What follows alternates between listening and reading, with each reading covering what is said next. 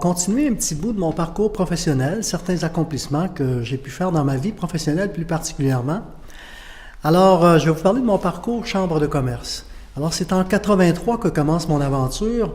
Première aventure, d'abord, je suis engagé comme intervenant en marketing suite à mon cours de marketing que j'avais fait au Cégep.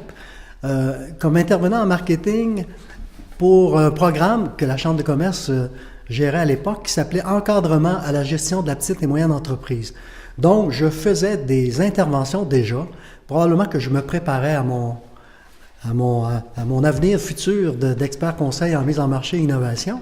Mais à l'époque, c'était des petites interventions que je faisais dans les commerces de détail et certaines entreprises de la région pour les aider, les encadrer au niveau de leur développement. Ça m'a amené, pas longtemps après, à appliquer sur le poste de directeur général de la Chambre de commerce. Et là, j'ai fait ça pendant 8 ans.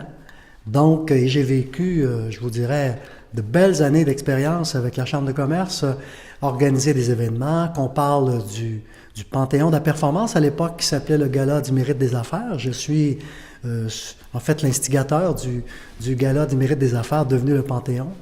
On organisait des soupers-conférences, des activités, mais surtout, on était un organisme qui voyait à la promotion et à la défense des droits et intérêts des gens d'affaires. J'ai toujours trouvé important que les gens d'affaires, en fait, puissent s'épanouir parce que, dans le fond, l'économie vient aussi de l'entreprise privée et je pense que c'est important de s'en préoccuper.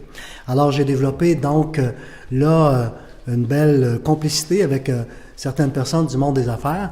Et voilà, au cours de mon parcours, ensuite, j'ai, en fait, en 1986, j'ai été, en fait, nommé cadre de l'année à la Chambre de commerce, décerné par la Chambre de commerce du Québec.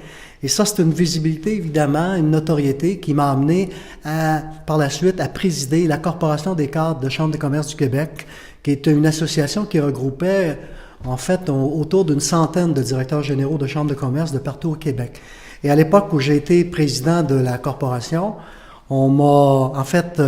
j'ai décidé que je devais mettre sur pied un guide de management d'une chambre de commerce. C'est pas moi qui l'ai écrit, mais je l'ai, disons, instigé, où on voulait, à l'intérieur de ça, établir comment on dirige une chambre de commerce, qu'est-ce qu'il faut faire, quels sont les trucs du métier, et aussi présenter quelques cas succès d'organisation chambre de commerce d'un peu partout au Québec. Et je pense que ça a été quelque chose d'intéressant pour le développement du métier de directeur général d'une chambre de commerce. Un peu à cette époque aussi, la chambre de commerce, j'ai été en tant que directeur général, j'ai pu être en fait témoin. La Chambre de commerce a gagné 2 fois, en 87 et en 89, la Chambre de commerce qui obtenait le meilleur recrutement au Québec. Et en 91, je crois, nous avons gagné la Chambre de commerce de l'année. Alors évidemment, ça a été là aussi un parcours significatif professionnel qui, je pense, m'a amené évidemment dans mon parcours politique actuel, et je crois que ce sont des expériences que je considère très pertinentes pour le métier que j'aimerais faire, qui est celui de maire de la ville de Victoriaville.